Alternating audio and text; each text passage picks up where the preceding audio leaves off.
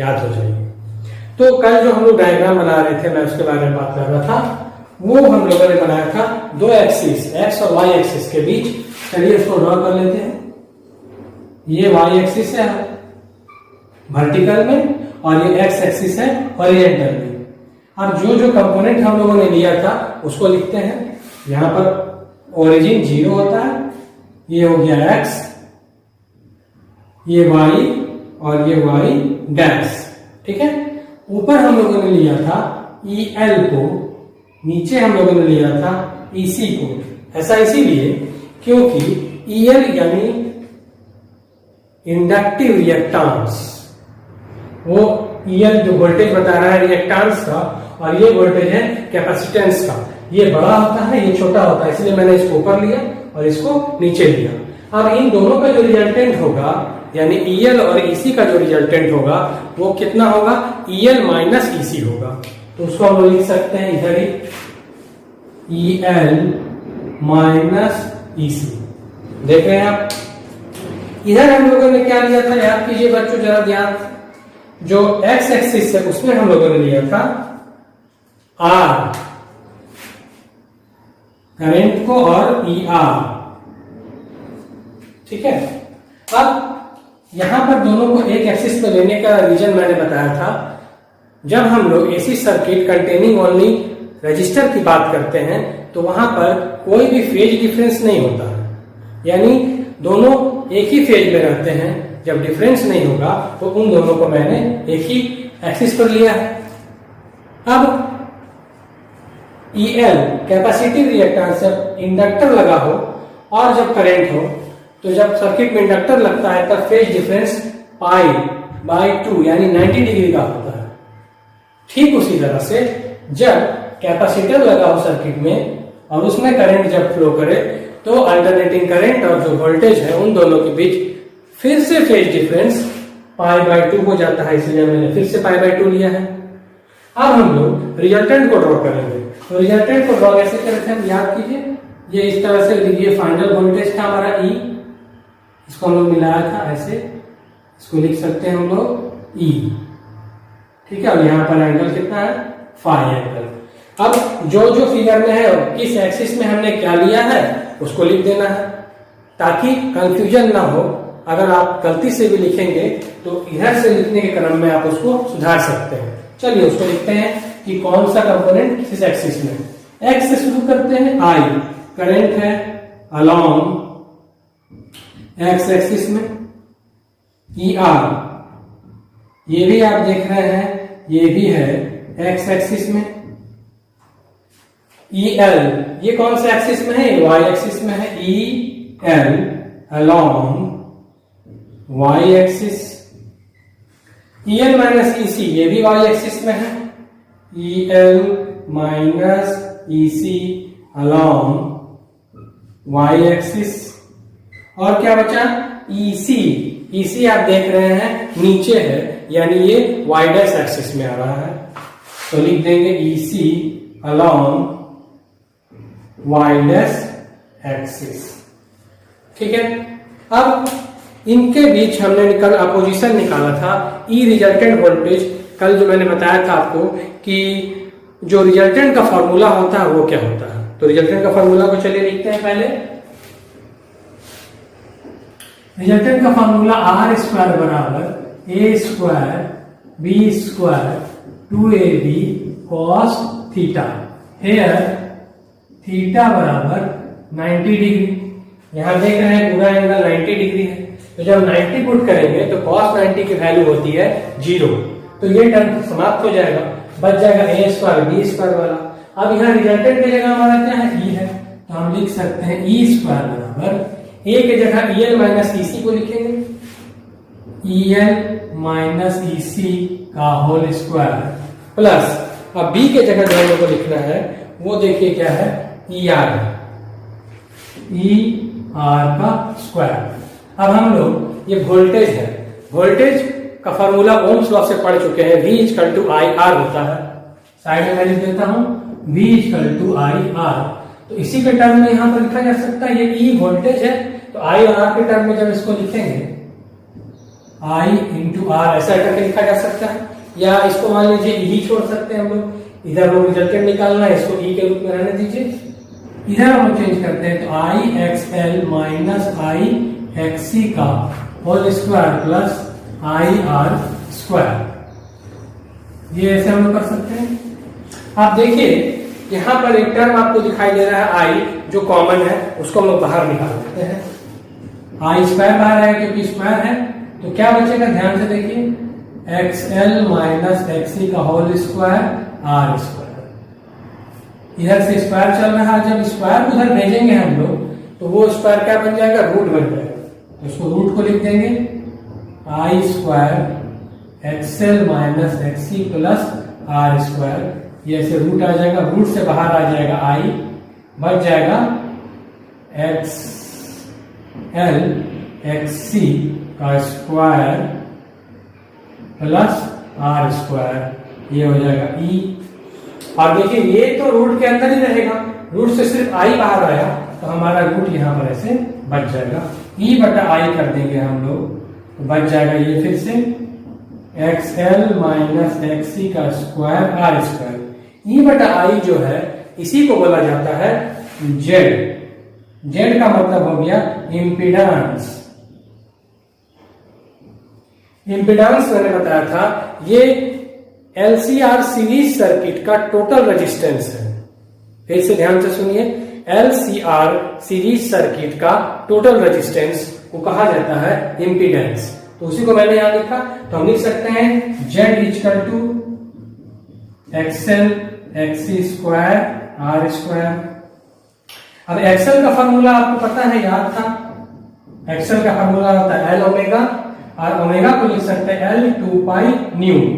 उसी तरह एक्सी का फॉर्मूला 1 बाई सी ओमेगा, तो लिख सकते हैं 1 बाई सी 2 पाई न्यू। अब इन दोनों वैल्यू को हम लोग यहां पुट करेंगे तो आएगा L omega minus 1 by C omega का square plus R square Z. अब इसको ओमेगा को फिर हम लोग तोड़ सकते हैं किसमें, म्यू के टर्म में, यानी फ्रीक्वेंसी के टर्म में, तो क्या लिखेंगे ध्यान से देखिए,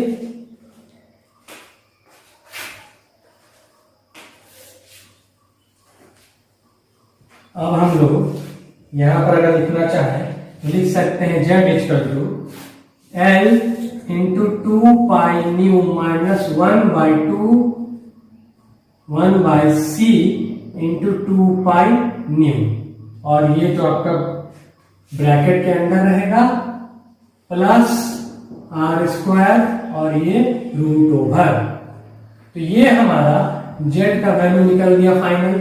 हम इसको जेड के रूप में लिख सकते हैं, या तो हम इसको जेड के रूप में लिख सकते हैं, ये आप देख रहे हैं,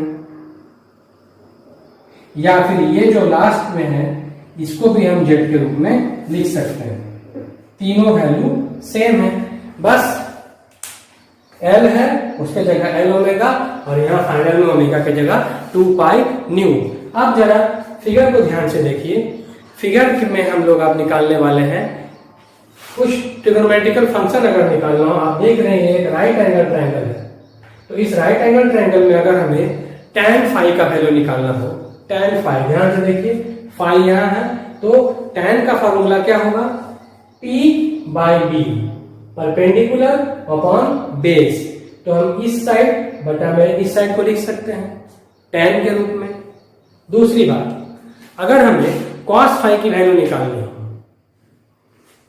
फाई एंगल वही है, बस ट्रिग्नोमेट्रिकल फंक्शन चेंज हो गया, पहले tan था अब हो गया cos, तो cos की जगह अगर हम निकालना चाहेंगे तो cos का फॉर्मूला होता है b बाई एच, तो ये बेस हो गया डिवाइडेड हाइपोटेनियस, ये h हो गया, बस यही दोनों की वैल्यू हम लोग यहाँ पर फाइंड करेंगे। चलिए ध्यान से देखिए, आप पूरा ध्यान वीडियो पर रखिए ताकि आपको समझने में बिल्कुल आसानी हो। आप अपने साथ कॉपी पेन लेकर भी बैठते होंगे, मैंने बहुत बार बताया है, जहां आपको समझ में नहीं आए आप खुद से उसको डिराइव कीजिए, वीडियो को पॉज करके देखिए, दोबारा देखिए। चलिए हम लोग एंगल निकालते हैं। कौन सा दो एंगल के बारे में हमने बात किया अभी, पहला tan phi, tan phi P बटा B, तो P परपेंडिकुलर, ये जो साइड है इसके जगह लिखेंगे EL minus EC, B base के जगह लिखेंगे IR। अब जो EL माइनस EC है, इसके जगह लिख सकते हैं IXL IXC बटा IR। अब देखिए I कॉमन निकल जाएगा तो बचेगा XL XC बटा R, ये निकल गया tan phi। ठीक है, अब जैसे tan phi निकला उसी तरह से हम लोग cos phi भी निकाल सकते हैं। ध्यान से देखिए tan phi मैंने कैसे निकाला है, और जब हम लोग cos phi निकालेंगे तो cos phi में फिर से फॉर्मूला पुट करना पड़ेगा, ऑल्सो cos phi, उसका फॉर्मूला हो जाएगा b बटा h, p बटा b और यहाँ पर b बटा h। तो b बेस में क्या है, बेस में हमारा रेजिस्टेंस है R, और h हाइपोटेनियस में देखिए, हाइपोटेनियस में रिजल्टेंट वोल्टेज आ रहा है, तो रिजल्टेंट हमारा कितना निकला है Z। अब R की वैल्यू तो R ही होगी, और Z की वैल्यू आप इसको लिख सकते हैं, इसको लिख सकते हैं या इसको लिख सकते हैं। तीन वैल्यू आपके सामने है, तो आप तीनों में से किसी को पुट कर सकते हैं। चलिए हम लोग किसी को लिख देते हैं, इसी को लिखते हैं, root under XL minus XC का स्क्वायर प्लस R स्क्वायर। ये हमारा cos phi का फाइनल वैल्यू सामने आ गया। तो इसको ऐसे हम लोग कवर कर दे रहे हैं, मैं बॉक्स बना दे रहा हूं। ये बॉक्स बनाने का फायदा ये है कि आप इसको हाईलाइट कर दिए हैं। हाईलाइट करने से ये आपके जो टॉपिक में है, जो नोट्स में है, वो आसानी से दिखेगा, और ये इंपॉर्टेंट फॉर्मूला के रूप में है, तो हाईलाइट होने से ये आप आसानी से खोज सकते हैं। अब जो ये मैंने ऐसे रफली कैलकुलेशन किया, इसी को हम लोग एक ट्रायंगल के रूप में, यहाँ जो मैंने दिखाया उसी के रूप में हम लोग दिखाते हैं, और उसको बोला जाता है इम्पीडेंस ट्रायंगल। ये मैंने इम्पीडेंस यहाँ वर्ड लिखा है, आप देख रहे हैं ध्यान से, इम्पीडेंस का ट्रायंगल, जिसमें हम लोग tan और cos का वैल्यू को फाइंड करते हैं। तो आप इसको फिर से लिख सकते हैं, चाहे तो नोट्स में लिखा हुआ है, या आप इसी को दोबारा देख सकते हैं। वही चीज है जो मैंने पहले आपको बताया है, इम्पीडेंस ट्रायंगल। इसको मैं साइड में लिख देता हूं। ये जो टॉपिक है क्या कहा जाएगा, इम्पीडेंस ट्रायंगल।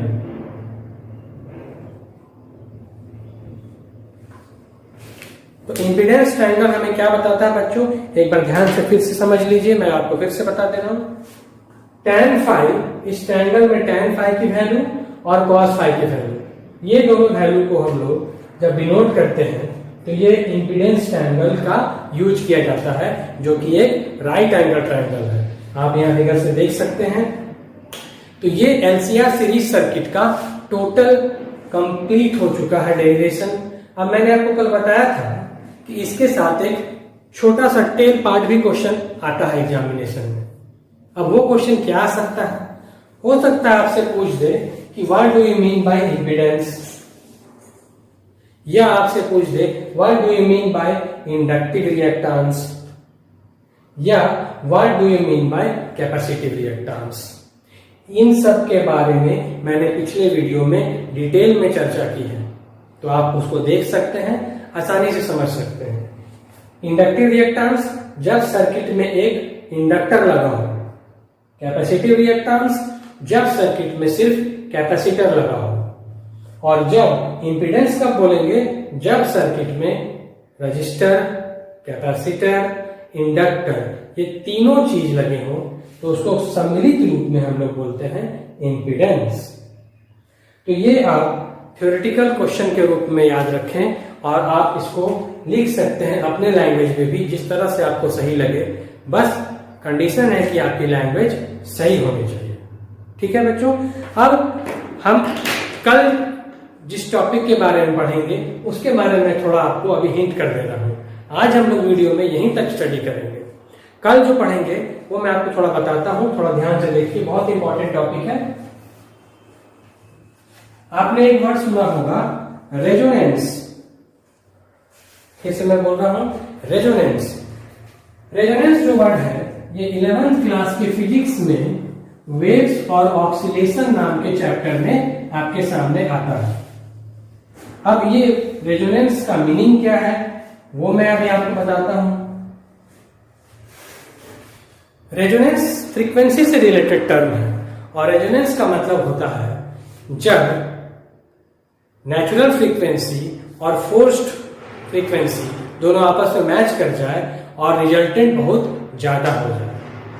यानी एक किसी चीज की अपनी फ्रीक्वेंसी होती है नेचुरल, और अगर आप उस पर फोर्स लगाते हैं तो उसमें और ज्यादा फ्रीक्वेंसी बढ़ जाएगी। तो दोनों फ्रीक्वेंसी जब मैच कर जाएगी तो उस कंडीशन को हम लोग बोलते हैं रेजोनेंस कंडीशन। तो कल जो हम लोग चर्चा करने वाले हैं उसके बारे में आपको लिख रहा हूं, ध्यान से समझ लीजिए। कल हम लोग चर्चा करेंगे LCR series circuit in resonance condition. ये बहुत छोटा सा टॉपिक है और बहुत सिंपल टॉपिक है, बहुत आसान है। अब एलसीआर सर्किट की बात हो रही है तो सर्किट का टोटल रेजिस्टेंस आप जान रहे हैं। अभी मैंने फॉर्मूला लिखा था Z equal to XL minus XC का स्क्वायर प्लस R स्क्वायर। ये R की वैल्यू लिखी थी मैंने, ठीक है। अब हमें रेजोनेंस कंडीशन ये बताता है कि ऐसा कंडीशन जब सर्किट से बहने वाला करंट मैक्सिमम हो जाए और उस सर्किट का टोटल रेजिस्टेंस कम हो जाए।